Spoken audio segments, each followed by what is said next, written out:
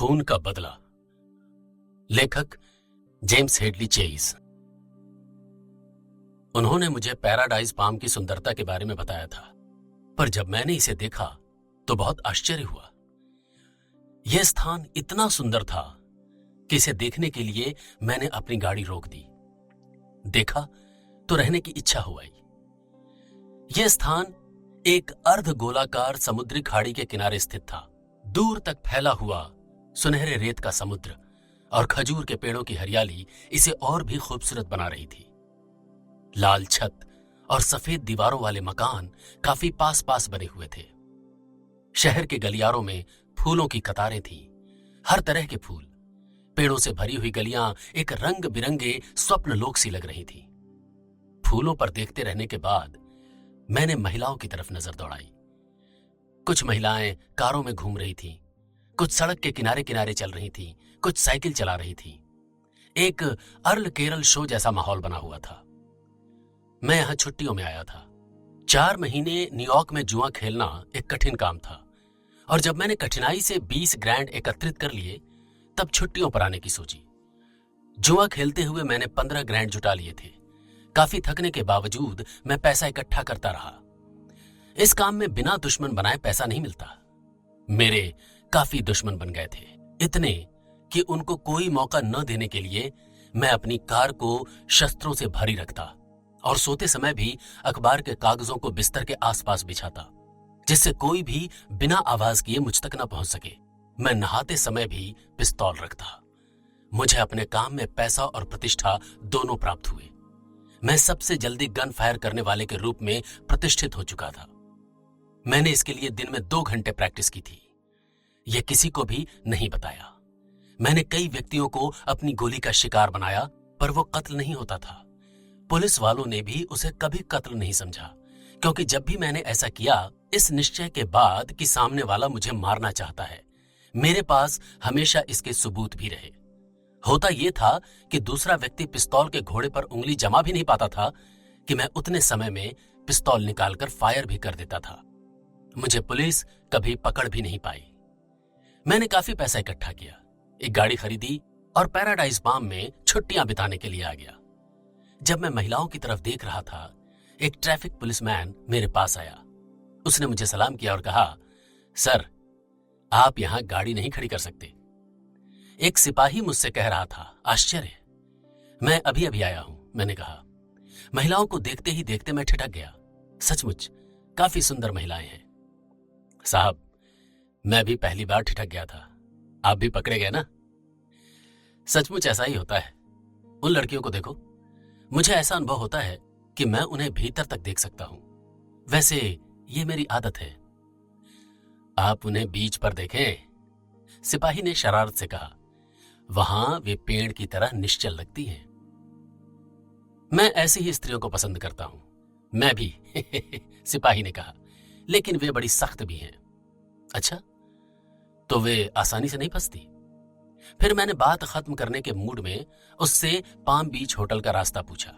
उसने कहा, होटल अच्छा है, और मुझे रास्ता बता दिया। मैं 2-3 मिनट में होटल पहुंच गया और मुझे इतना स्वागत मिला कि उससे रॉक फेलर भी संतुष्ट हो सकता था। कुछ होटल के छोकरे मेरे सामान की तरफ झपटे।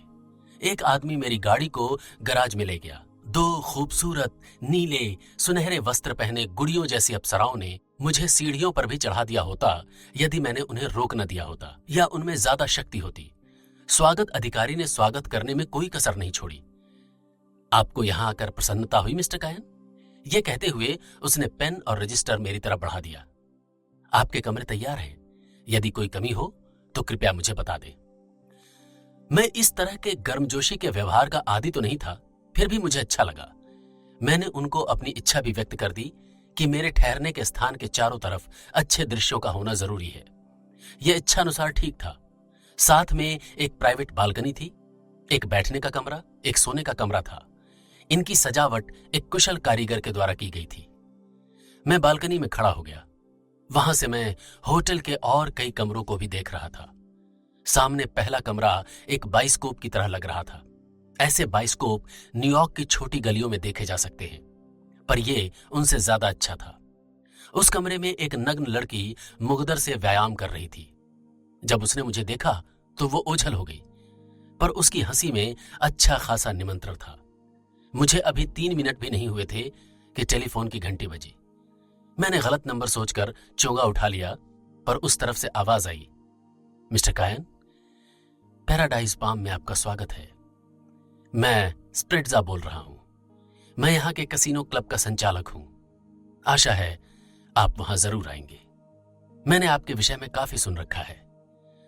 मैं ये सुनकर खुश हुआ और कहा, अच्छा, मैं वहां जरूर आऊंगा। मैं छुट्टी पर हूं, पर मैं जुआ जरूर खेलता हूं। क्या आप आज रात आएंगे? जरूर, मैं जरूर आऊंगा। आप यहां आकर डॉन स्प्रिट्जा पूछ लें, मैं आपके लिए सब प्रबंध करा दूंगा। आपके साथ कोई लड़की है? अभी नहीं, पर कुछ समय में ही इधर उधर घूमती हुई मिल जाएंगी।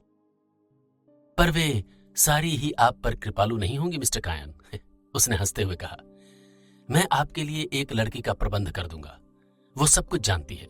हम चाहते हैं कि आप जब तक हमारे साथ रहें, प्रसन्न रहें। आपको किसी प्रकार की निराशा नहीं होगी। यह सुनकर मैंने फोन बंद कर दिया, लेकिन 10 मिनट के बाद ही फिर घंटी बजी। उधर एक भारी सी आवाज आई। उसने अपना नाम एड किलियानो बताया। मैं इस नाम के किसी व्यक्ति को नहीं जानता था, फिर भी मैंने प्रसन्नता व्यक्त की। मिस्टर किलियानो ने मेरे आने पर खुशी जाहिर की और कहा कि हम आपके प्रवास को अधिक से अधिक मनोरंजक बनाने के लिए सब कुछ कर सकते हैं। आप यहां आ गए हैं, ये बहुत ही अच्छा है। आपको होटल से ही मेरे मिलने की जगह की जानकारी हो जाएगी। ये कहकर उसने फोन बंद कर दिया। मैंने होटल के ही एक आदमी को बुलाकर पूछा कि ये किलियानो कौन है। उसने मुझे बताया कि ये यहाँ के नगर प्रशासक हैं, लेकिन उसके बताने का ढंग कुछ ऐसा था कि श्रीमान किलियानो कोई महत्वपूर्ण व्यक्ति हैं। उसे धन्यवाद देता हुआ मैं अपनी बालकनी में आ गया। मेरे सामने डूबता हुआ सूरज, हिलोरे मारता समुद्र और खूबसूरत शहर था। इन सब के बीच मुझे लगने लगा था कि कहीं कुछ गड़बड़ है। समुद्र के किनारे किनारे मैं अपनी गाड़ी में सैर करता हुआ आगे बढ़ा। यह एक हसीन रात थी। आकाश साफ था और तारे हीरो की तरह जगमगा रहे थे। अब मैं कसीनो के सामने था। इसकी भव्य इमारत संगमरमर की बनी हुई थी, जिसमें लगे कांच और रोशनी की चमक इसकी खूबसूरती में 4 चांद लगा रहे थे। जैसे ही मैंने कसीनो में गाड़ी पार्क करनी चाहिए, गेटकीपर, जो एक नीग्रो था, मेरे स्वागत के लिए आगे बढ़ा। दूसरा नीग्रो मेरी गाड़ी पार्क करने के लिए आ गया। मैं घूमता हुआ और कैनोपी से होता हुआ होटल के मुख्य दरवाजे तक पहुंच गया।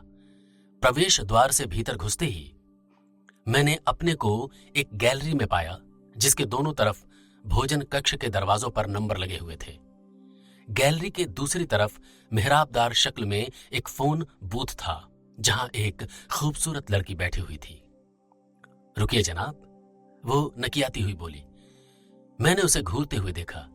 वो आसमानी नीले रंग की चुस्त अंगियां पहने थी। उसका आगे का हिस्सा पूरा खुला हुआ था। केवल काली सिल्कन डोरी से उसे ढीला सा बांध रखा था। यह पोशाक पहनने वाले के अलावा किसी को भी उत्तेजित करने के लिए काफी था। मैंने उसे अपना हैट पकड़ा दिया और मस्त नजरों से देखते हुए शिष्टाचार पूर्वक कहा, आप बहुत सुंदर लग रही हैं। सुंदर लगना मेरी ड्यूटी का हिस्सा है महोदय, वो बोली। लेकिन किस लिए? वैसे आप बहुत सुंदर लग रही हैं। छोड़िए महोदय, यह डायलॉग पुराना पड़ गया है, माफ कीजिए। मैंने कहा, मैं अक्सर ऐसी जगह नहीं जाता हूं। मैं तो अपने घर को प्यार करता हूं। वो मेरी तरफ देखकर निश्चिंत हो गई कि मैं उन सामान्य सस्ते लोगों में से नहीं हूं। उसने मुस्कुराते हुए कहा, यह ठीक है, पर परेशानी यह है कि यहां लगभग सभी व्यक्ति सस्ते किस्म का व्यवहार करते हैं। हाँ, कुछ लोग वाकई में बहुत छिछले होते हैं। वो मुस्कुराई। तभी वहां 3 व्यक्ति अपने टोप देखने आ गए। मैं वहां से एक सुंदर से नाइट क्लब की ओर बढ़ा। वहां प्रकाश झिलमिला रहा था और एक तरफ अर्धचंद्राकार बार बना हुआ था। यह बहुत ही सुंदर कमरा था। इसमें एक जगह ऑर्केस्ट्रा की तथा एक छोटा सा काले शीशे का बना हुआ नाचने का फ्लोर था। इसके चारों तरफ लंबे लंबे पेड़ और रंग बिरंगे फूलों से लदे पौधे थे। एक मोटा सा आदमी मेरे पास आया और अजीब तरह से हंसने लगा। उसकी वेशभूषा विचित्र थी। उसने चमड़े के जूते पहने थे, गहरे रंग की पैंट पहनी हुई थी। उसकी पेटी लाल थी और कोट का रंग सफेद। मुझे स्प्रिट्जा से मिलना है, मैंने कहा। वो अपने शेष दांत दिखाते हुए बोला, मैं यहां का मैनेजर हूं, क्या मैं आपके लिए कुछ कर सकता हूं? हाँ, मैंने कहा। स्प्रिट्जा से कहो चेस्टर कायन ने आपको याद किया है। क्षमा करें, मैं आपको पहले नहीं पहचान पाया, उसने कहा। मैं अभी उन्हें सूचना देता हूं, वे आपसे मिलकर खुश होंगे। वो एकदम घूमा और एक अच्छी पोशाक वाले आदमी को स्प्रिट्जा को संदेश देने के लिए कहा। उसके कलापूर्ण व्यवहार से मैं बहुत प्रभावित हुआ। यह काफी अच्छी जगह है, मैंने कुछ बात शुरू करने के लिए कहा। मेरा ध्यान उसकी तरफ कम ही था। मैं आसपास की महिलाओं को देख रहा था। तभी सामने से वो मेरी तरफ होते हुए उसने कहा, आपको यह स्थान पसंद आया? मैं आपको अपना परिचय दूं? मेरा नाम गिलार्मो है। क्या आप कुछ पिएंगे? मैंने अपनी आंखें महिलाओं की तरफ से हटाई। मुझे प्रसन्नता हुई कि उसने मुझे ड्रिंक के लिए पूछा। हम बार रूम तक गए। आप क्या पीना पसंद करेंगे? उसने फिर पूछा और एक पैक विस्की का मेरी तरफ बढ़ा दिया। तभी एक लंबा सा आदमी मेरे पास आकर खड़ा हो गया और गिलार्मो ने मुझसे कहा, स्प्रिट्जा से मिलिए। मैं उसे ऊपर से नीचे तक ध्यान से देखने लगा। उसके बाल लंबे थे और वो काफी मोटा था, फिर भी उसका व्यक्तित्व आकर्षक था। मिस्टर कायन, उसने अपना हाथ बढ़ाते हुए कहा। जी हां, मैंने भी हाथ मिलाते हुए कहा। हाथ मिलाते हुए हम इतने उत्साही हो रहे थे जैसे एक दूसरे की हड्डियां चटखाना चाहते हों। उसे मुझसे मिलकर खुशी हो रही थी। उसने आशा प्रकट की कि मैं पैराडाइज में प्रसन्नतापूर्वक अपनी छुट्टियां व्यतीत कर पाऊंगा। मैंने भी उसके क्लब की प्रशंसा करते हुए कहा कि ऐसा क्लब पूरे न्यूयॉर्क में नहीं है। इसे सुनकर उसे खुशी हुई। तब तक मैंने अपना पैग खत्म कर लिया था। उसने बारमैन को बुलाकर कहा, 2 पैग लाओ और देखो, मिस्टर कायन को ध्यान से पहचान लो। इन्हें किसी भी बात की दिक्कत नहीं होनी चाहिए। बारमैन ने मुझे ठीक तरह से पहचानने के लिए ऊपर से नीचे तक देखा, जैसे मेरा चित्र अपने दिल में उतार लेना चाहता हो। ठीक है, स्प्रिट्जा ने पूछा। बिल्कुल, मैंने उत्तर दिया। मुझे आपके प्लान के विषय में पूरी तरह से मालूम नहीं मिस्टर कायन, फिर भी आप चाहें तो थोड़े मनोरंजन के लिए कुछ समय जुआ खेल सकते हैं। यही मैं भी चाहता हूं, मैंने कहा, क्योंकि मैं थोड़ी शांति का माहौल पसंद करता हूं जो यहां कसीनो में मिल सकता है। पर मैं किसी के द्वारा ज्यादा ध्यान दिए जाने पर कुछ असुविधा अनुभव करता हूं। वो मुस्कुराते हुए बोला, आप काफी ईमानदार हैं मिस्टर कायन, पर इस छोटे से स्थान पर भी हमने आपके विषय में सुन रखा है। आप जैसे विख्यात व्यक्ति के लिए हम कुछ भी कर सकते हैं। मुझे आपकी बात पसंद आई, पर यहां पर छुट्टियां बिताने आया हूं, काम पर नहीं। मैं नहीं चाहूंगा कि मुझे जुआ खेलने के लिए मजबूर किया जाए। आप निश्चिंत रहिए, कोई आपको मजबूर नहीं करेगा। मैंने उसे धन्यवाद दिया। उसके मुस्कुराते चेहरे और शालीन व्यवहार के बावजूद मुझे यह लग रहा था कि उसकी दृष्टि जैसे मुझे ताना दे रही हो। हमने कुछ देर गपशप की और 1-2 पैक विस्की के पिए। फिर स्प्रिट्जा ने मेरा मनोरंजन का मूड पहचान कर कहा, मैंने मिस क्लेयर वंडरली को आपकी सेवा में नियुक्त किया है। ऐसा कहते हुए वो परिचित मुस्कान में हंसा। मिस वंडरली यहां की सबसे खूबसूरत लड़की हैं, लेकिन यदि वो आपको पसंद नहीं तो किसी और का भी इंतजाम किया जा सकता है। मुझे विश्वास है कि मिस वंडरली मेरे लिए ठीक रहेगी। हाँ, यह आश्चर्यजनक ही होगा यदि वो आपके साथ ठीक से व्यवहार नहीं करे। यह कहकर वो रेस्तरां के बाहर चला गया। मैं कुछ क्षण के लिए उसे देखता रहा और सोचने लगा कि इस गर्मजोशी के स्वागत के लिए पता नहीं मुझे कितनी कीमत देनी पड़ेगी, क्योंकि मुझे लग रहा था कि कुछ ऐसा है जिसके लिए यह सारा व्यवहार हो रहा है। एक देवदूत सा लगने वाला लंबा काले चेहरे और सफेद बालों वाला व्यक्ति बार के अंतिम छोर पर अकेला खड़ा था। वो एक डॉक्टर, जज या वकील की खोजी आंखों से मुझे देख रहा था। उसने बारमैन से कुछ कहा। इसके साथ ही बारमैन ने मुझे एक विशिष्ट दृष्टि से देखा जब तक वो व्यक्ति मेरे पास तक आ गया था। मैं समझता हूं कि आप चेस्टर कायन हैं, उसने कहा। यकीनन, मैंने जवाब दिया। वो कुछ उत्साही नहीं दिखाई दिया, इसलिए मैंने हाथ मिलाने की कोई कोशिश नहीं की। मैं जॉन हैरिक हूं। तेज आंखों से देखते हुए उसने मुझसे कहा, आप मुझे नहीं जानते, लेकिन मैं आपके बारे में सुन चुका हूं। मुझे आपका यहां आना अच्छा नहीं लगा। मैं समझता हूं आप यहां केवल छुट्टियां बिताने आए हैं। मैं आशा करता हूं कि आप यहां कोई गड़बड़ी पैदा नहीं करेंगे। भगवान का शुक्र है, किसी को तो मेरे यहां आने पर अफसोस हुआ। मैंने कहा, मैं समझता हूं मेरा यही स्वागत सही है। उसने तुरंत उत्तर दिया, यह शहर तो एक खूंखार निशानेबाज के बिना भी काफी परेशानी में है। मैं आशा करता हूं कि आप शिकायत का कोई मौका नहीं देंगे। आपने मुझे गलत समझा, मैंने हंसते हुए कहा।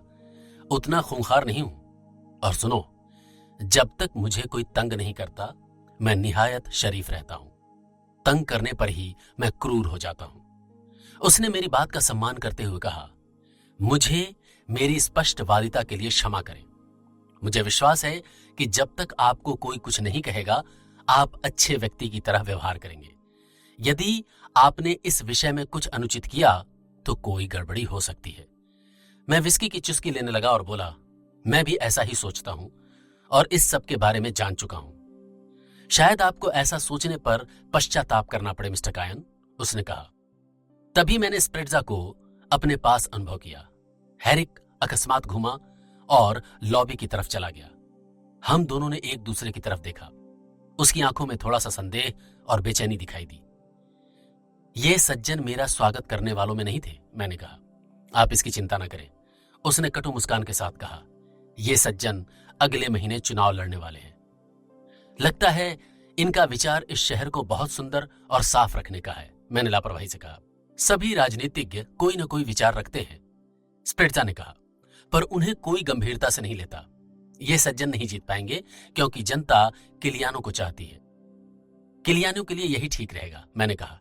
इतने में एक खूबसूरत लड़की हमारी तरफ आई। उसने बिना बाजुओं का एक नीला जैकेट पहन रखा था। उसका ब्लाउज लाल रंग का था और उसने राजाओं तक की श्वासों में उत्तेजना पैदा करने में समर्थ बढ़िया सेंट लगा रखा था। मैं स्वयं उससे काफी आंदोलित हुआ। स्प्रेट्जा उत्सुकता से मेरी तरफ देख रहा था। मिस वंडरली, उसने कहा और आश्चर्य में अपनी पलकें ऊपर उठा दी। मैंने भी उसकी तरफ देखा। वो मुस्कुरा दी। आज शायद हम आपके लिए पोकर के खेल का प्रबंध कर सकेंगे, स्प्रेट्जा ने कहा। आप थोड़ी देर में ऊपर आ जाइए। नहीं, मैं आज बिल्कुल नहीं खेलूंगा, मैंने कहा और वंडरली का हाथ पकड़कर बार रूम की तरफ आ गया। मैंने स्प्रेट्जा को जाते देखा, फिर अपना पूरा ध्यान मिस वंडरली की तरफ लगा दिया। मैंने उसे असाधारण तरह की स्त्री पाया। उसका वक्ष क्यूबन पाइनएप्पल जैसा लग रहा था। वो काफी आकर्षक थी। मैंने बारमैन को एक पैक के लिए आवाज दी, फिर उसकी तरफ होकर पूछा, तुम पैराडाइज पाम के किस हिस्से से भाग कर आई हो? मेरे शब्दों में व्यंग साफ था। मैं भाग कर नहीं आई, उसने हंसते हुए कहा, बल्कि मैं पैरोल पर छूट कर आई हूं। मैंने सोचा ये एक दूसरा काम होगा, पर मैं अब इसका अंतर समझ सकती हूं। मैंने बारमैन को ग्रीन पैरेट का एक पैक बनाने के लिए कहा और उससे पूछा, क्या लोगी? ग्रीन पैरेट, उसने कहा। मैंने आवाज लगाई, 2 पैक। फिर उससे पूछा, हाँ तो तुम दूसरी नौकरी पर आई हो? उसने अपना सिर हिलाया। आपके साथ समय अच्छा कट जाएगा। मैंने उसकी तरफ आंख मारी और कहा, अच्छा चलो अब कोई प्रोग्राम तय करें। हम पहले शराब पियेंगे, फिर बस फिर क्या? उसने अपनी भौहें उचकाई। फिर तब की तब देखी जाएगी। अच्छा, आप मेरे साथ नृत्य करेंगे? मैंने कहा, जरूर, क्यों नहीं। मैं आज की रात पियानो बजाने के मूड में नहीं था। तब तक बारमैन ने 2 बड़े गिलास भरकर रख दिए। इससे पहले कि मैं उठूं, वो चला गया। मैं घर में रहने का आदी नहीं हूं। हो जाओगे, वंडरली ने कहा। मैंने बहुत तेजी से एक लंबा घूंट भरा और गिलास कोने में रख दिया। मुझे गले में जलन महसूस हुई और एक क्षण के बाद मैंने अनुभव किया कि मैं बादलों पर बैठा हूं। उफ, ये तो बहुत तेजी से असर करती है। मैं थोड़े से होश में आकर बोला, टोनी को इस पर बहुत गर्व है, उसने सिप लेते हुए कहा। इसका एक ही घूंट ऊपर से नीचे तक झनझनाने के लिए काफी है। इस समय तक हमने पूरी पी ली थी और आपस में ऐसा व्यवहार कर रहे थे जैसे हम वर्षों से एक दूसरे को जानते हों। चलो खाना खा ले, उसने खड़े होकर मेरा हाथ पकड़ते हुए कहा। गिलार्मो ने तुम्हारे लिए खास खाना तैयार करवाया है, उसने मेरा हाथ दबाकर मुस्कुराते हुए कहा। उसकी आंखों में एक विशेष प्रकार का निमंत्रण झलक रहा था। गिलार्मो हमारी ही प्रतीक्षा कर रहा था। समुद्री ठंडी हवा भीतर आ रही थी। स्वप्निल धुन बजाता हुआ ऑर्केस्ट्रा बज रहा था।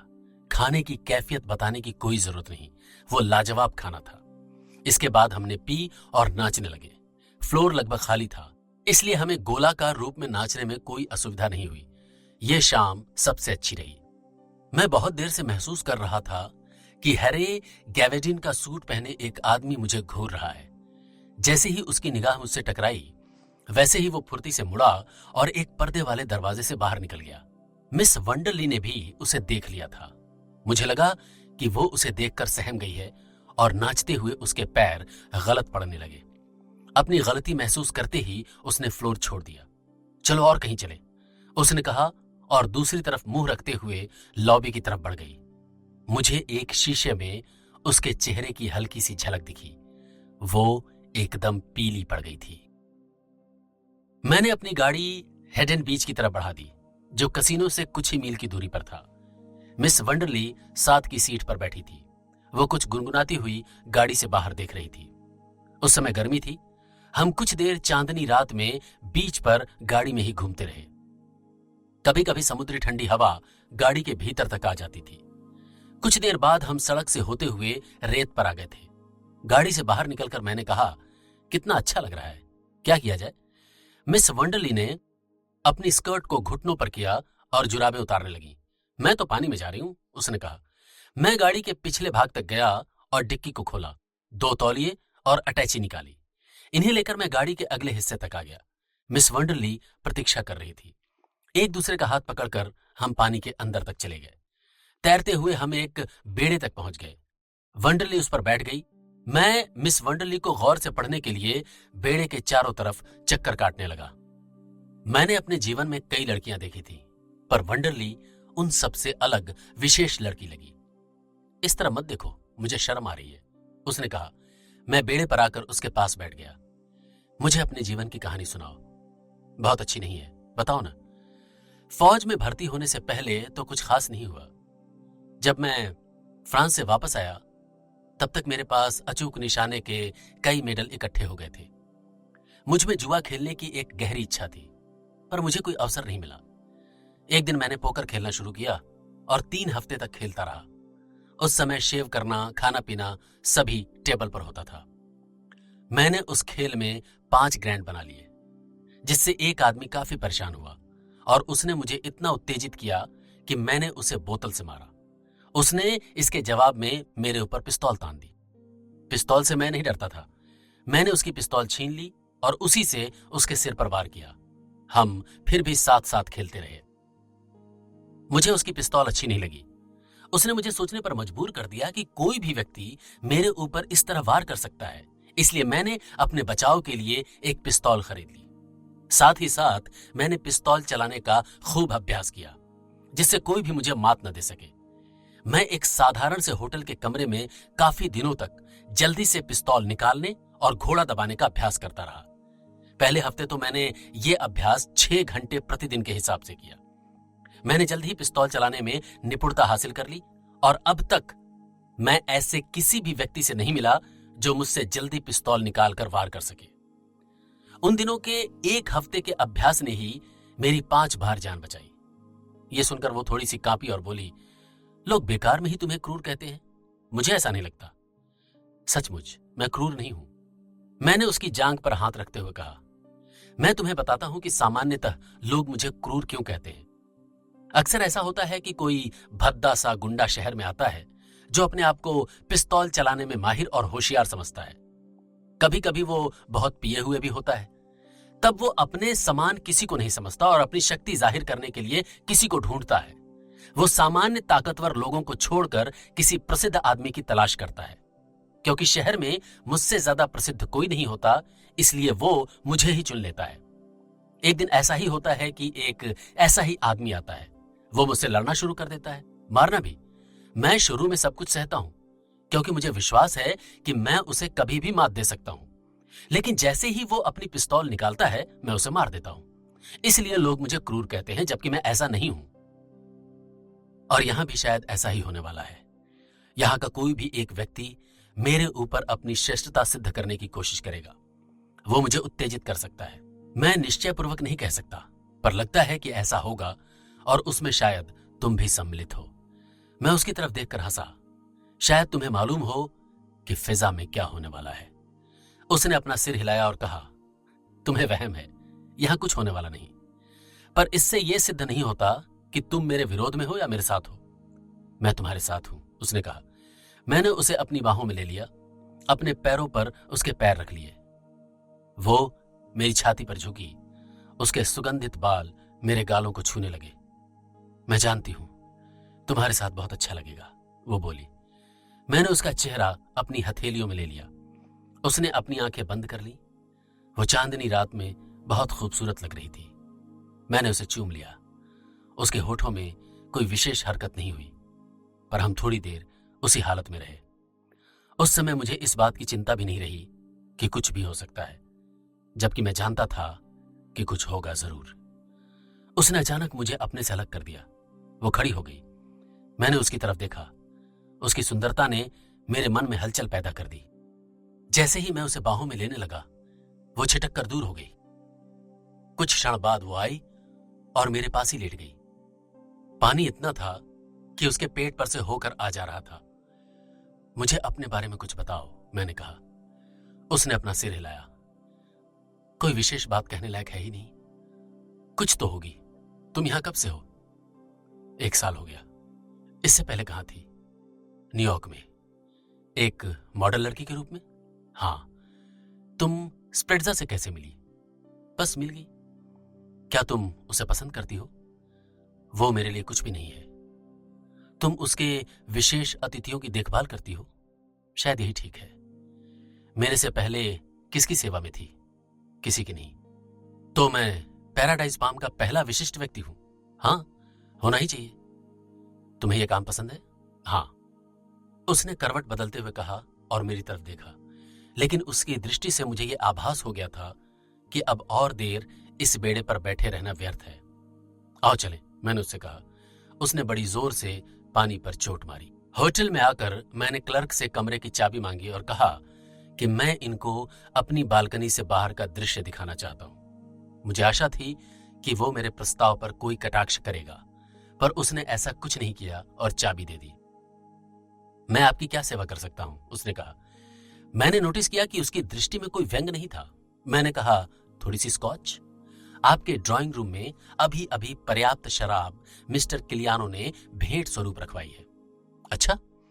मैंने इस तरह कहा कि मेरे अंदर का आश्चर्य उस पर जाहिर न हो। मैं मिस वंडरली के साथ चल दिया। उसने अपनी भौहें घुमाते हुए मेरी तरफ देखा। मुझे विश्वास हो गया कि किलियानो मुझे पूरी तरह प्रसन्न रखना चाहता है। घड़ी में 2:20 हुए थे, पर मुझे नींद नहीं आ रही थी। तुम किलियानो को जानती हो? मैंने पूछा। मैं सोचती थी इस वक्त आप सिर्फ मेरे बारे में सोच रहे होंगे, उसने कहा। मैं एक ही समय में 2 चीजों के बारे में सोच सकता हूं, मैंने जवाब दिया। मैंने कमरे का दरवाजा खोला और हम अंदर आ गए। अभी तक भी वंडरली ने कोई प्रतिक्रिया जाहिर नहीं की थी। मैं यहां से बाहर का दृश्य देखने आई हूं, उसने कहा, और मैंने उसके वक्ष के उतार चढ़ाव से यह अनुमान लगा लिया था कि वो भी उतनी ही शांत है जितना मैं। हम लोग कमरे से बालकनी में आ गए। बीच के शीशे से मैंने देखा कि मेरे होठों पर लिपस्टिक का हल्का सा निशान है। हम बालकनी में आकर खड़े हो गए। चांद गोल कद्दू की तरह लग रहा था। यातायात शांत हो चुका था। कभी कभी कोई आवारा आदमी सड़क पर दिखाई दे जाता था। मैंने उसके ब्लाउज के बटन खोल दिए। उसने अपना कोट उतार दिया था। वो मेरी तरफ झुकी और उसने मेरे हाथ पकड़ लिए। तुम ये तो नहीं सोचोगे ना कि मैं हर एक के साथ ऐसा करती हूं? नहीं, ये रात हमारे लिए ही है। हां, पर मैं नहीं चाहती कि तुम ऐसा सोचो। नहीं, नहीं सोचूंगा। उसने अपनी बाहें मेरे गले में डाल दी। हम काफी देर तक इसी तरह खड़े रहे। फिर मैं उसे अपने बेडरूम में ले आया और बिस्तर पर बिठा दिया। जरा ठहरो, मैं आया। मैंने बाथरूम में जाकर कपड़े उतारे, सिल्कन गाउन पहना और ड्राइंग रूम में गया। मैंने कई अलमारियां खोली। तब एक में किलियानो की भेंट रखी मिली। वहां कई तरह की शराब रखी थी। मैंने थोड़ी सी ब्रांडी ली और बेडरूम में आ गया। वो पलंग पर लेटी थी। उसके बाल फैले हुए शहद की तरह तकिए पर बिखरे थे। उसने मेरी तरफ देखा और मुस्कुराई। मैंने 2 गिलासों में ब्रांडी डाली। एक गिलास उसको दिया और दूसरे में खुद थोड़ी पी ली। इसकी गंध अच्छी है, मैंने कहा। तुम और मैंने उसकी तरफ देखा। नहीं, सिर्फ तुम, वो मुस्कुराई। मैंने शराब का गिलास खाली कर दिया, लेकिन उसने बिना छुए वो गिलास पास की मेज पर रख दिया। मुझे कमरा कुछ घूमता सा दिखाई दिया, जैसे उल्टा हो रहा हो। किलियानो की भेंट, मैं अपने आप में बुदबुदाया। मैं छत की तरफ घूरने लगा। प्रकाश धीमा हो गया था। मैंने उठने की कोशिश की, पर उठ नहीं सका। तब मैंने महसूस किया कि मिस वंडरली बिस्तर से उठ गई है। मैं उससे कुछ कहना चाहता था, पर मेरी जबान जैसे अकड़ गई थी। मुझे आदमियों की आवाजें सुनाई देने लगी। दीवार पर छायाएं घूमती हुई लगी और लगा जैसे मैं गहरे अंधेरे में उतरता जा रहा हूं। मैंने अंधेरे से लड़ते हुए प्रकाश के एक झिलमिलाते टुकड़े की तरफ रेंगना शुरू किया। यद्यपि यह मुश्किल लग रहा था, पर मुझे लगा था कि एक स्त्री चिल्लाई है। अचानक प्रकाश से मेरी आंखें चौंधी आ गई। मैंने बैठने की कोशिश की, मेरा सिर घूम रहा था। मैंने दर्द दूर करने के लिए सिर को हाथों से दबाया। स्त्री अभी भी चिल्ला रही थी। उसकी आवाज से मेरा खून ठंडा पड़ गया था। मैंने फिर खड़े होने की कोशिश की। मेरे पैर फर्श पर डगमगाए। किसी तरह मैंने कमरा पार किया। मैं ऐसा थका हुआ सा चल रहा था जैसे मीलों चलकर आया हूं। मैं बेडरूम के दरवाजे तक आ गया और ड्राइंग रूम में झांका। मिस वंडरली दीवार की दूसरी तरफ सहमी सी खड़ी थी। उसका रंग पीला पड़ा हुआ था। जैसे ही मैंने उसकी तरफ देखा, वो फिर चिल्लाई। मेरा सिर बिल्कुल ठसा हुआ था, पर वंडरली की चीख से जैसे कुछ गर्मी आई। मैंने उसकी तरफ से नजरें हटाकर फर्श पर डाली। जॉन हैरिक पीठ के बल पड़ा हुआ था। उसकी बाहें ऊपर को उठी हुई और मुट्ठी बंद थी। उसके सिर का अगला भाग एक तरफ को धंसा हुआ था। काले खून के धब्बे उसके सफेद बालों को भिगोकर एक डरावना दृश्य बना रहे थे। दरवाजे पर जोर जोर से खटखट हुई। बाहर से कोई चिल्लाया। मिस वंडरली ने लंबी सांस ली और चिल्लाई।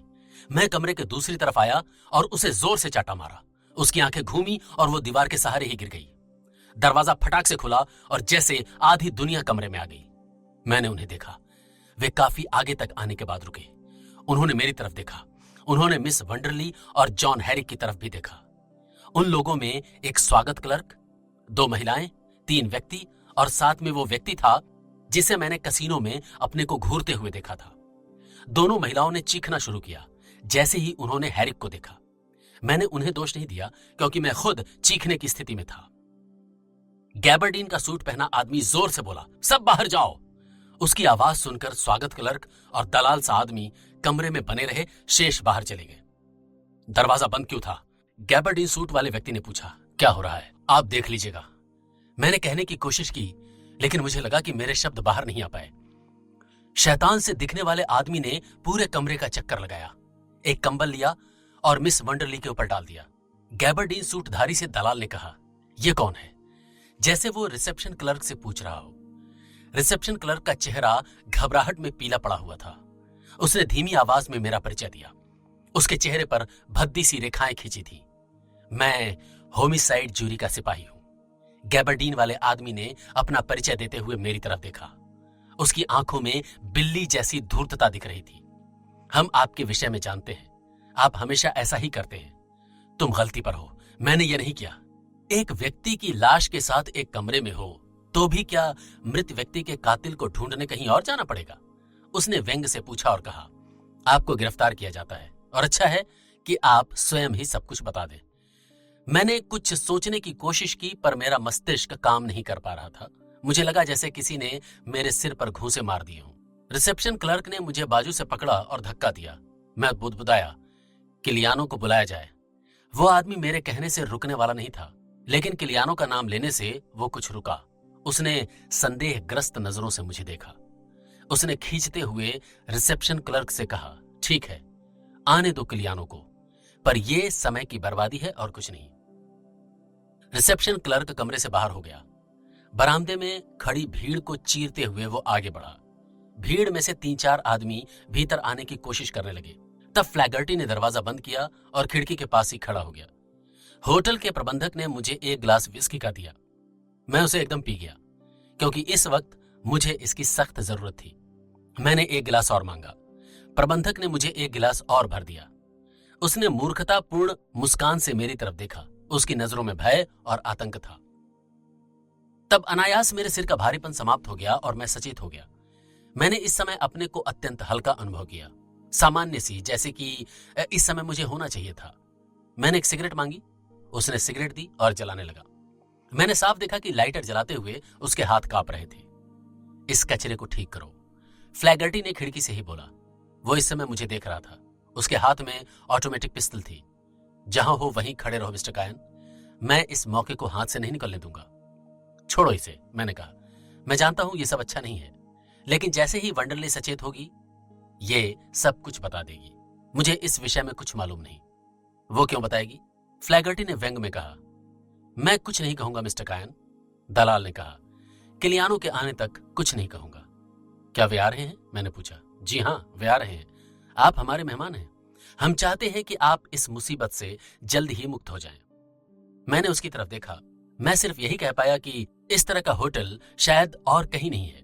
उसने मेरी तरफ देखा पर मुझसे आंख नहीं मिला पाया। मैंने मिस वंडरली की तरफ देखा। वो अभी तक बेहोश थी। मैं उसके पास तक जाने के लिए मुड़ा। वहीं रुकिए मिस्टर कायन, फ्लैगर्टी चिल्लाया। वहीं ठहरो जहां हो।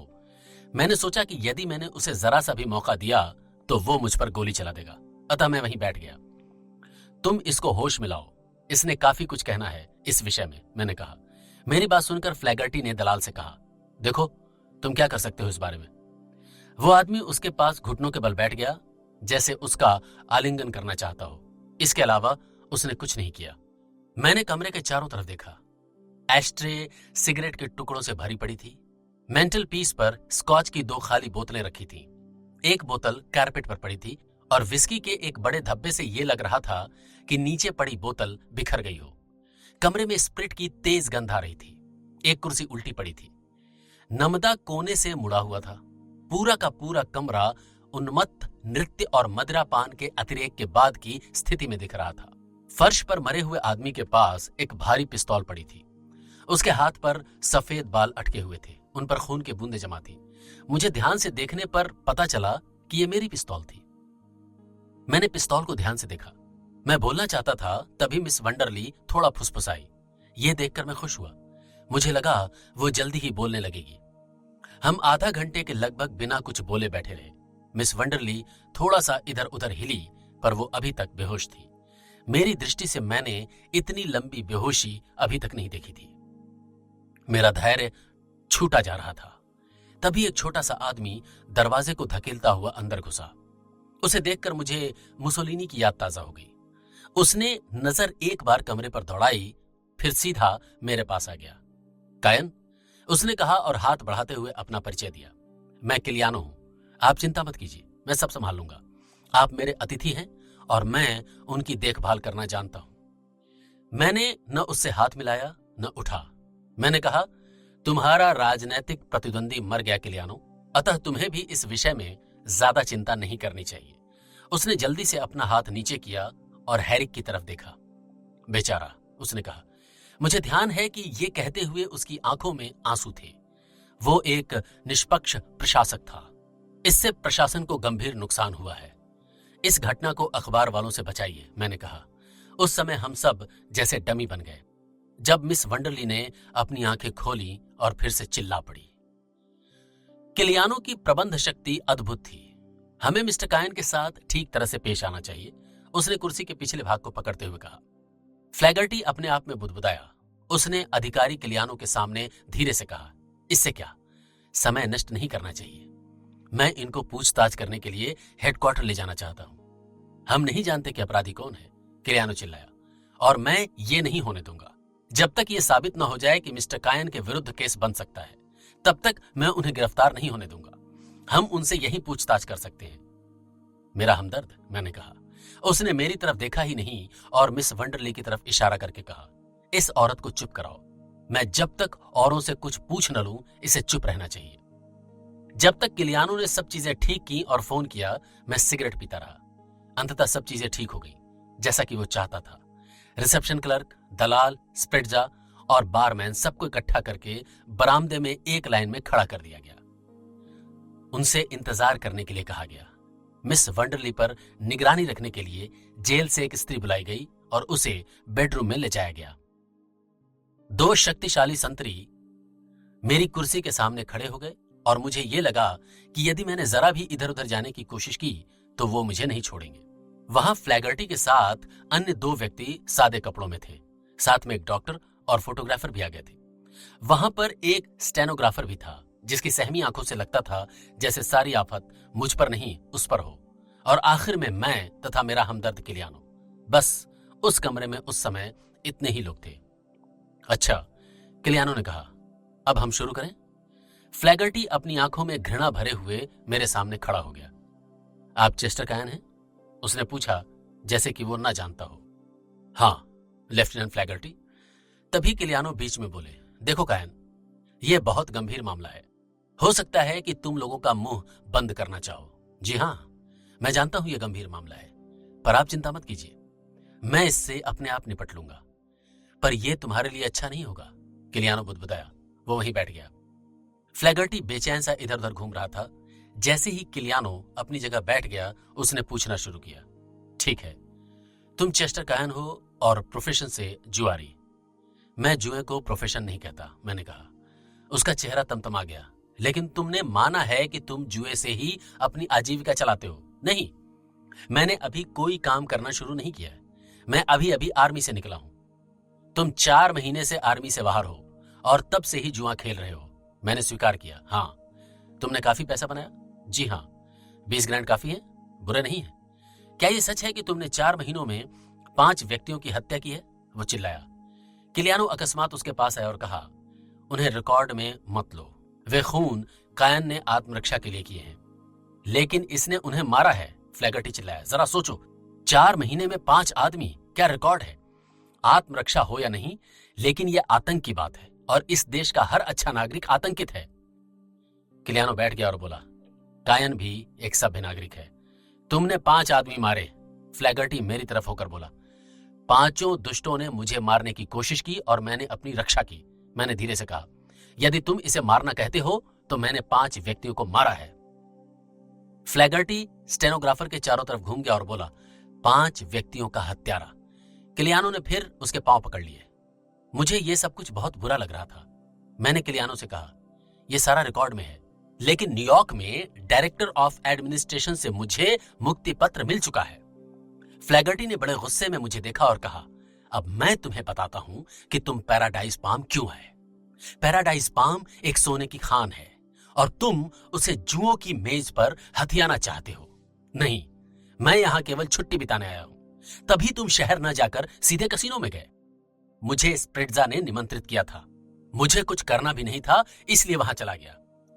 स्प्रिट्जा को कब से जानते हो? मैं उसे नहीं जानता। फ्लैगर्टी ने अपनी भौहें चढ़ाकर कहा, तुम उसे नहीं जानते और वही स्प्रिट्जा तुम्हें कसीनो में निमंत्रित करता है। क्या यह अजीब बात नहीं है? हाँ, बहुत अजीब है, मैंने कहा। यह भी तो हो सकता है कि तुम अपने आप गए हो कि जल्द ही कुछ प्राप्त हो जाए। मुझे चेतावनी देता हुआ वो अपनी पूरी आवाज में बोला। उसने अपनी उंगली मेरे चेहरे पर रख दी। ऐसा मत कीजिए, मैंने धीरे से कहा। वो पीछे घुमा, दरवाजा खोला और स्प्रिट्जा को बुलाया। स्प्रिट्जा हल्के नीले रंग की पैंट पहने था। उसका कोट चॉकलेट कलर का था। अंदर आकर वो हंसा और उसने हैरी की तरफ नजर की और मेरी तरफ देखकर हंसा। मैंने सिगरेट सुलगाई और थोड़ी देर में ही मुझे पता चल गया था कि मैं किन लोगों के बीच में हूं। स्प्रिट्जा साफ मुकर गया। उसने कहा, वो मुझे जानता ही नहीं। जिस समय मैं कसीनो में था वो शहर में घूम रहा था। उसने मुझे पहली बार कसीनो में देखा। स्प्रिट्जा ने आगे कहा कि उसने मेरी प्रतिष्ठा के विषय में सुन रखा था और वो मुझे यहां पाकर खुश नहीं हुआ था। यह सब देखकर मुझे विश्वास हो गया था कि मुझे फंसाया जा रहा है। मैंने स्प्रिट्जा को कहा, तुम झूठ बोल रहे हो। उसे बुरा लगा, लेकिन उसने इसकी चिंता नहीं की। फ्लैगर्टी ने स्प्रिट्जा से छुट्टी ली और वो एक विजेता की मुद्रा में हो गया।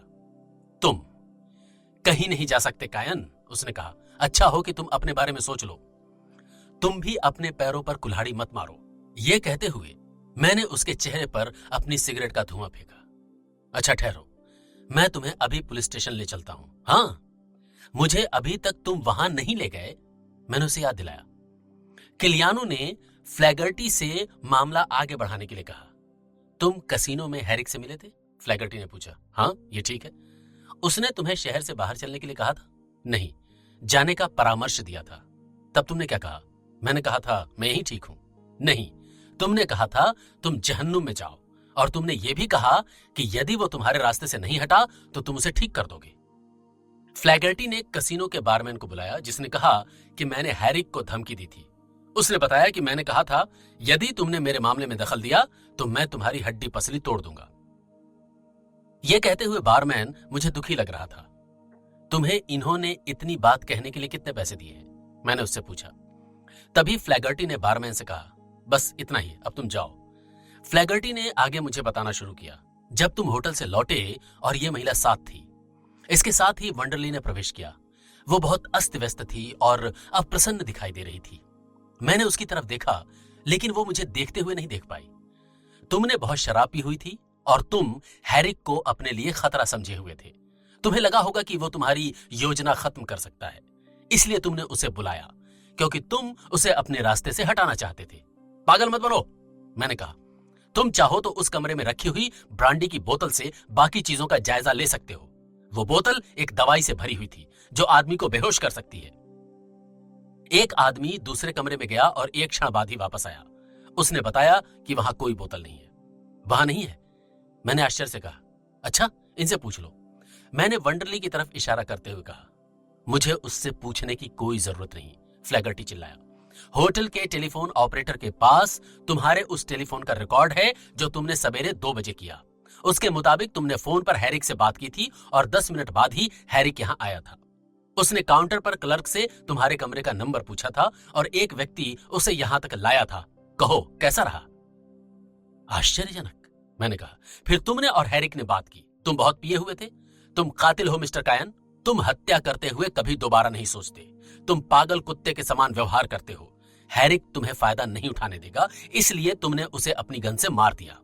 तुमने उस वक्त इतनी शराब पी हुई थी कि तुम्हें कुछ याद ही नहीं रहा, और तुम्हें मालूम है कि यह तुमने क्यों किया। इसलिए कि एक स्त्री तुम्हारा बिस्तर पर इंतजार कर रही थी और तुम उसे अपने लिए चाहते थे।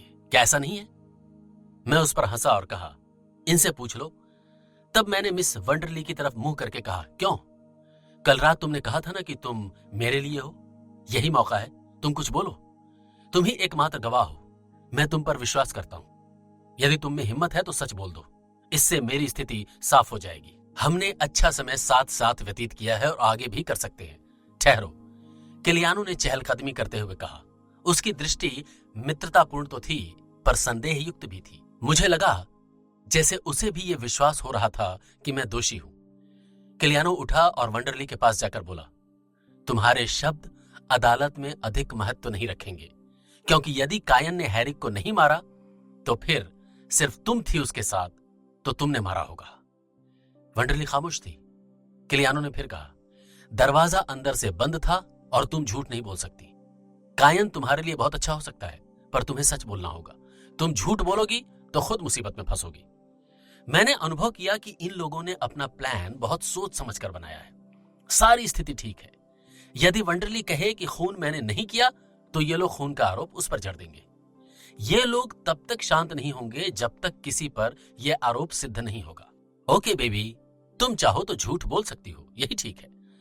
मैं कुछ नहीं कह सकती। और वो रोने लगी।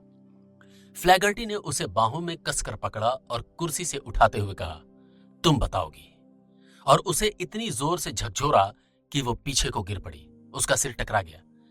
मैं तेजी से अपनी कुर्सी से उठा और इससे पहले कि 2 सिपाही मुझ तक पहुंचे, मैंने उसके मुंह पर जोर से घूंसा मारा। वो मुंह से खून थूकता हुआ पीछे हो गया। तब दोनों सिपाही मुझ पर झपटे। उनमें से एक ने मेरे सिर पर छड़ी से वार किया। मैं वहीं पर आ गया जहां फ्लैगर्टी बैठा था। मेरे सिर में चोट लगी थी, पर उसके 2-3 दांत टूट गए थे। किलियानो ने हमें अलग किया। कुछ क्षणों बाद वातावरण शांत हुआ, पर फ्लैगर्टी अभी भी सवाल करने की मुद्रा में था। किलियानो मिस वंडरली के सामने आकर खड़ा हो गया। उसकी छोटी टांगें फैल गई थी।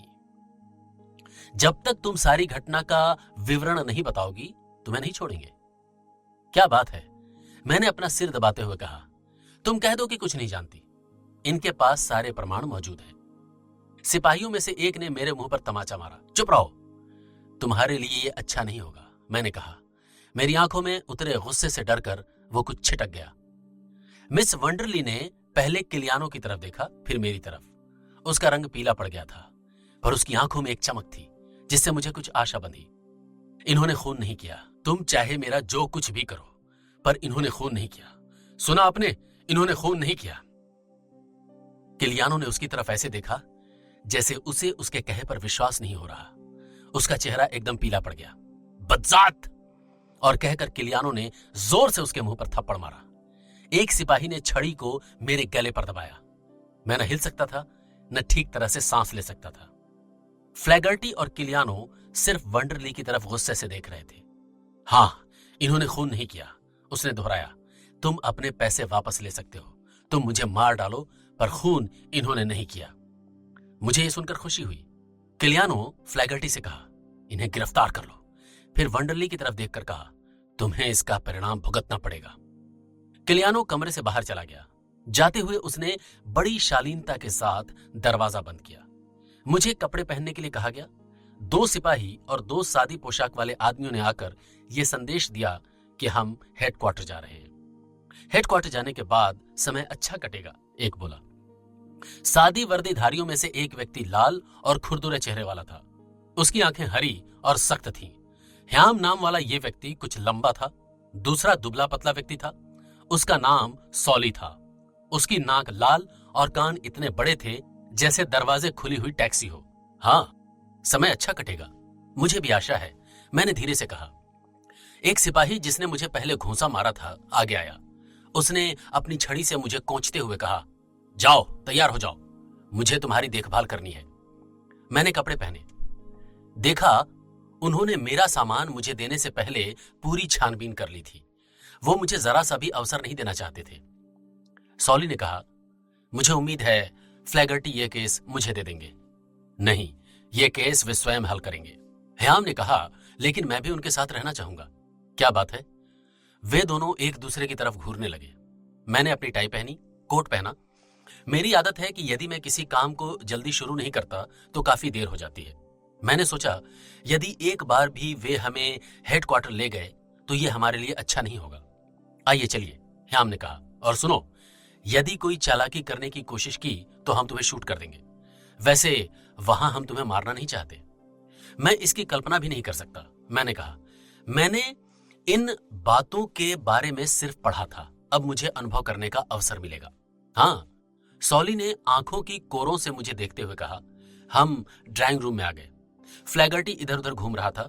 वंडरली कुर्सी पर बैठी थी और एक चौकीदारनी उसकी कुर्सी के पीछे खड़ी थी। फ्लैगर्टी ने मुझे घूरा। वो बहुत भद्दा लग रहा था। उसके होंठ सूज गए थे और दांतों में खाली जगह हो गई थी। 4 महीने में 5 आदमी, उसने मेरे सामने खड़े होकर कहा। हत्यारा? ओह, हम बताएंगे कि हत्यारों के साथ कैसा सलूक करते हैं। तुम्हें अदालत में पेश करने से पहले 2 सप्ताह मिलेंगे। इसका अर्थ हुआ 2 सप्ताह का नरक, मिस्टर कायन। बहुत नाटकी मत बनो, मैंने कहा। उस बड़े आयरिश सिपाही ने मुझे पीछे से पकड़ लिया। मैंने जोर से झटका दिया और आगे को भागा। मैं अपने हाथ और घुटनों के बल आगे बढ़ गया। फ्लैगर्टी ने मुझे ठोकर मारने की कोशिश की। मैंने अपना सिर तो बचा लिया, पर उसके जूते की नोक मेरी गर्दन पर लगी। हम रेंगते हुए आदमी को नहीं ले जा सकते, ह्याम ने कहा। खड़े हो जाओ। फ्लैगर्टी ने मुझे पीछे घसीटा। मैं कंबल से ढकी हैरिक की लाश के पास पड़ा था। मैंने अपने हाथ अपनी आंखों पर रख लिए, जिससे उन्हें यह पता न चले कि मैं किस तरफ और क्या देख रहा हूं। मेरी पिस्तौल का एक भाग कंबल से बाहर नजर आ रहा था। ये पिस्तौल उठाना भूल गए थे। जब उन्होंने हैरिक पर कंबल डाला था, पिस्तौल भी उससे ढक गई थी। खड़े हो जाओ, फ्लैगर्टी ने कहा। मैं दोबारा बूट की ठोकर मारूंगा। उठता हूं, मैंने कहा, और एक अधमरे आदमी की तरह घुटने के बल उठने की कोशिश करने लगा। पिस्तौल मेरे से 6 फीट की दूरी पर थी। मैंने याद किया कि क्या किसी सिपाही के पास बंदूक थी। मुझे याद आया, शायद नहीं। और वे भी अब निश्चिंत थे, क्योंकि उन्हें विश्वास था कि मेरे पास कोई शस्त्र नहीं। फ्लैगर्टी ने मुझे बूट से मारा। मैं उछलकर हैरिक के बिल्कुल ऊपर आ गया। इससे मुझे एक मृत शरीर के ऊपर लेटने का मनोरंजक अवसर मिला। मेरे हाथ तब पिस्तौल पर आ गए थे, पर खून से सनी होने के कारण उसमें फिसलन थी, लेकिन मैंने इसकी परवाह नहीं की। मैं खड़ा हो गया। फ्लैगर्टी का चेहरा एकदम हरा हो गया। उसने मेरे हाथ में पिस्तौल देख ली। अन्य लोग मोम से बनी मूर्ति की तरह जड़ हो गए।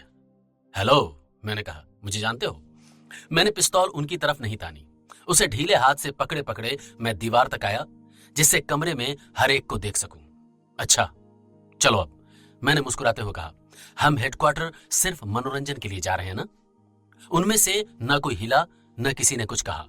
मैंने मिस वंडरली की तरफ देखा। वो कुर्सी पर बैठी थी। उसकी आंखें आश्चर्य से फटी रह गईं। मेरे साथ आओ बेबी, मैंने उससे कहा। वो उठी और मेरे पास आई। मैंने उसे अपनी बाहों के घेरे में ले लिया। क्या तुम मेरा साथ दे सकती हो? मैंने उसे अपने सामने खड़ा करते हुए पूछा। हाँ, उसने कहा। तो बेडरूम में जाकर मेरा सामान पैक करो। जरूरी सामान ले लो, बाकी छोड़ दो, जल्दी करो। वो जल्दी से बेडरूम में चली गई। क्या तुम में से कोई भी जानता है कि मैं कितनी जल्दी बंदूक चला सकता हूं? मैंने प्रसन्नतापूर्वक पूछा। यदि तुम जानना चाहते हो तो एक मौका दो, मैं तुम्हें दिखा दूंगा। यह कहकर मैंने अपनी पैंट की पेटी में पिस्तौल रख ली। उनमें से कोई भी नहीं हिला। वे कुल 8 थे, साथ में वो औरत भी। उनमें से किसी ने पलकें तक नहीं झपकाई। मैंने एक सिगरेट जलाई और फ्लैगर्टी की तरफ धुआं छोड़ दिया। तुम लोग अपना काम करो बच्चों, मैं अपना करता हूं। मैं यहां छुट्टियां बिताने आया हूं। मैं सिर्फ यहां एक अच्छा समय बिताने आया था। पर तुम लोग अपने को ज्यादा चालाक समझते हो। तुम हैरिक को मारना चाहते थे, इसलिए कि वो तुम्हारे रास्ते का कांटा था। तुमने हैरिक को मार डाला, पर मुझे नहीं मार सके। तुम मुझे फंसाना चाहते थे, पर फंसा नहीं सकते। तुम जानते हो, हैरिक से मुझे कोई शत्रुता नहीं थी। मैं क्यों उसे मारता? मैं जा रहा हूं और यह पता लगाऊंगा कि तुम हैरिक को क्यों मारना चाहते थे, और उसके बाद मैं उसके काम को पूरा करूंगा। मैं तब तक यहां हूं जब तक इस बात का पता नहीं लगा लूंगा। मैं तब तक यहां रहूंगा जब तक तुम्हारे भ्रष्ट प्रशासन की धज्जियां नहीं उड़ा दूंगा। तुम चाहो तो मुझे रोक सकते हो। मैं छोटे से शहर के छोटे आदमियों से नहीं लड़ता। यह मेरी प्रतिष्ठा के खिलाफ है। उन्होंने तब तक कुछ भी नहीं कहा। मैंने आयरिश व्यक्ति से कहा, मैं तुम्हें चाहता हूं भाई। वो अपने हाथ ऊपर उठाए उठाए मेरे पास आया। मैंने उसे 6 फीट के अंतर से रोककर उसकी नाक पर इतने जोर से मुक्का मारा कि वो पीछे लुढ़ककर फ्लैगर्टी के पास गिरा। दोनों नीचे फर्श पर लुढ़क गए। उस सिपाही की नाक से खून बहने लगा था। मिस वंडरली बेडरूम से एक सूटकेस लेकर बाहर आई। दरवाजे पर मेरा इंतजार करो हनी, मैंने कहा। मैं खिड़की तक गया, पर्दा खींचा और सिगार का बक्सा निकाला। उस बक्से में मेरे द्वारा छिपाए गए 18 ग्रैंड थे, मेरी छुट्टियों के मनोरंजन के लिए इकट्ठा किया गया धन। यद्यपि मैंने उन पर निगरानी रखने की भी कोशिश नहीं की थी, पर उन्होंने अपनी एक भी नाड़ी नहीं हिलने दी। वे मेरी प्रतिष्ठा जानते थे। वे सब सहमे से खड़े रहे। पैराडाइज पाम में मेरी प्रतिष्ठा काफी ऊंची थी। हम जाएंगे, मैंने मिस वंडरली से कहा। उसने दरवाजा खोला। अच्छा, विदा, मैंने फ्लैगर्टी से कहा। मेरे पीछे आ जाओ यदि चाहते हो। मैं कभी भी पहले वार नहीं करता। मुझे बलपूर्वक ऐसा करने पर विवश किया जाता रहा है। मैं तुमसे मिलूंगा। वो मुझे घृणा भरी नजरों से देखता रहा, पर उसने कुछ नहीं कहा। मैंने मिस वंडरली को अपनी बाहों में लिया और चल दिया। आप जा रहे हैं सर? एक सेवक ने कहा। यह वही था जिसने गवाही दी थी कि हैरिक को वो मेरे कमरे तक लाया था। मैंने उसे बाहर की तरफ धक्का दिया और उसकी आंखों के बीच मारा। वो गिर गया और एक चूहे की तरफ फर्श पर चुपचाप बैठ गया। मैं नीचे जा रहा हूं, मैंने मुस्कुराते हुए कहा और दरवाजा बंद कर दिया। बाहर निकलते ही मैंने वंडरली से पूछा, क्या वे तुम्हारा घर जानते हैं? साथ ही मैंने अपनी गाड़ी गैरेज से निकाल ली। उसने ना में सिर हिलाया। सच? हाँ, मैंने अपना कमरा 1-2 दिन पहले ही बदला है। अभी तक उनमें से कोई नहीं जानता। हम वहां जाएंगे। तुम अपने कुछ कपड़े ले लेना, मैंने कहा। कहाँ है कमरा? उसने कसकर मेरा हाथ पकड़ लिया। नहीं, हमें इसी वक्त शहर से बाहर हो जाना चाहिए। मुझे डर लग रहा है। हमारे पास समय है, मैंने कहा। तुम्हें डरना नहीं चाहिए। यदि हम दिमाग से काम लेंगे तो वे हमारा कुछ नहीं बिगाड़ सकते। वो एसेम्स और मैरीवेल के कोने में है। मैं जानता हूं। मैं जब आया था उधर से ही गुजरा था। मैंने गाड़ी के शीशे में देखा। अभी तक कोई हमारा पीछा नहीं कर रहा था। मुझे तुमसे अभी बहुत बातें करनी है। तुमने मेरा पक्ष लिया है, इसके लिए बहुत धन्यवाद, मैंने कहा। वो कांप गई। क्या वे हमें पकड़ सकते हैं? वे एक गाड़ी नहीं पकड़ सकते, मैंने कहा। पर मैं सोच रहा था कि क्या उन्होंने होटल में मेरी गाड़ी का नंबर नोट किया या नहीं।